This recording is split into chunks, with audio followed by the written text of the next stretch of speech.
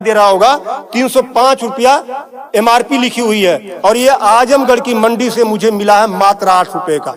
कितना percent commission आप खा रहे हो? ये ऐसा क्यों है? इस पे भी चर्चा होती है। ये देखिए आईबी सेट है जिसके माध्यम से ग्लूकोज ब्लड वगैरह चढ़ता है शरीर में, इसे कहते हैं आईबी सेट। इस पे जो एमआरपी लिखी हुई है वो 198 और यहाँ आप देख सकते हैं 198 रुपए की ये आईबी सेट मुझे पड़ी है मात्र 12 रुपए की। फिक्स्टर वीगो सेट लगाने के बाद जो उस पर टेप लगाया जाता है यह मुझे पड़ी है 6 से 7 रुपए की और इस पे एमआरपी 71 रुपया 50 पैसा। यहां भी आप देख सकते हैं। मैं इसलिए आपके बीच आया हूं। इसी प्रकार से बहुत सारे हजारों 2-3 हजार दवाएं ऐसी हैं जो 100 रुपए की दवा है 3000 की बिकती है। बाइकिल धागा जब आपका ऑपरेशन होता है जिससे आपका सिला जाता है वह 150 रुपए का आता है, उसकी एमआरपी 1045 रुपया आप यहां देख सकते हैं।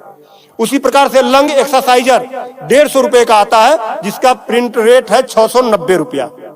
बुखार में जो पैरासीटामॉल की जो बोतल आती छोटी सी वह 50 रुपए की आती है और उसकी एमआरपी यहां आप देखें एमआरपी 522 रुपया है। कमर की बेल्ट जो 100 रुपए की आती है उसे 500, 600, 700 रुपया प्रिंट। और तो और जब किसी की हड्डी टूटती है तो जो राड पड़ता है, राड अधिकतम रेट राड का 500 से लेके 1500 रुपया तक, अलग अलग वैरायटी है 500 से 15 तक, लेकिन आपको 5000 से 20,000 रुपया 25,000 रुपया चार्ज किया जाता है। आपके दिमाग में आ रहा होगा कि अरे भाई डॉक्टर लगा रहे हैं तो उसको देखिए, डॉक्टर जब आप अस्पताल में भर्ती होते हैं तो बेड चार्ज अलग, नर्सिंग चार्ज अलग, जांच की फीसें अलग, वो सब चीजें करने के बाद 1500 रुपए की चीज खरीद कर आप 20-20 हजार का बेच रहे हो। तब मैं आपके बीच कहने आया हूं कि साथियों, उसी प्रकार से बहुत सारी दवाई हैं।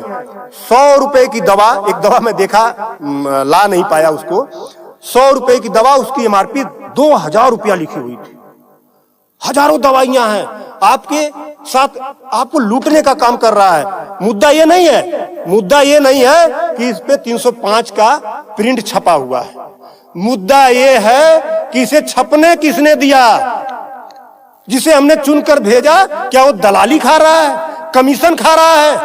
8 रुपए की चीज 305 रुपए का प्रिंट वो छपने क्यों दे रहा है? ये चोरी से थोड़ा ना बिक रही है, खुलेआम बिक रही है। तो ये जिम्मेदारी सरकार की है। इसीलिए मैं कह रहा हूं कि आइए, और ये मुद्दा किसी सपा, भाजपा, कांग्रेस किसी नेता का थोड़ा ना है, ये भारत के 140 करोड़ जनता से जुड़ा हुआ मुद्दा है। आपको आगे आना होगा और आगे आने के लिए आपको इस वीडियो को अधिक से अधिक शेयर करवाना होगा, अधिक से अधिक लोगों को बताना होगा। इसलिए नहीं कि मेरा ये प्रचार हो जाएगा, ऐसा कुछ नहीं है। इस मुहिम को जब ये वीडियो शेयर होंगे, सोशल मीडिया एक ऐसा प्लेटफॉर्म है जिससे सरकारें हिल जाती हैं। आज मैं इस चीज को लेकर आया हूं, यह जनता से जुड़ा हुआ मुद्दा है। जब आप मेरी इस बात को, जनता की इस आवाज को अपने इलेक्ट्रॉनिक गैजेट्स के माध्यम से आगे बढ़ाने का काम करेंगे, निश्चित रूप से सरकारें डरेंगी। और मैं तो कहता हूं, सरकारों को जनता से डरना चाहिए, जनता को सरकारों से नहीं डरना चाहिए। तब मैं आपके बीच कहने आया हूं कि आइए मेरे इस मुहिम को आगे बढ़ाएं।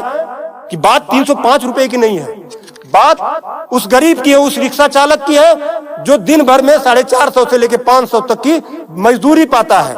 अगर उसकी तबीयत खराब हुई, वो बेहोश हो गया, उसके घर वाले किसी उसको अस्पताल लेकर जाते हैं तो 305 रुपया वो अस्पताल केवल वीगो का चार्ज कर लेगा, फिक्स्टर का 71 रुपया चार्ज कर लेगा और आईबी सेट का चार्ज कर लेगा। ये सब मिला के 600-700 रुपया हो गया। यानी उसकी 1.5 दिन की दिहाड़ी में अभी तो ग्लूकोज लगा ही नहीं, दवा कोई उसने खाया ही नहीं, बेड का चार्ज हमने बताया नहीं, अस्पताल का चार्ज हमने बताया नहीं। 1.5 दिन की दिहाड़ी उसकी केवल इस 3 आइटम से चली गई। आगे की दवा कहां से आएगी? तब उसका बाप खेत बेचेगा, उसकी बीबी गहना बेचेगी। इस तरह का लूट खसोट। और मैं तो कहता हूं शर्म करो ऐसा करने वाले लोगों। 8 रुपए की चीज 305 की बेचते हो। आज आपके अस्पताल में अगर जो दाई है उसका वेतन 7,000 है, यानी प्रत्येक दिन 210 रुपया। अगर उसकी तबीयत खराब हुई, वो आप ही के अस्पताल में भर्ती होती है तो उसकी 3 दिन की दिहाड़ी केवल इन 3 चीजों की लग जाती है।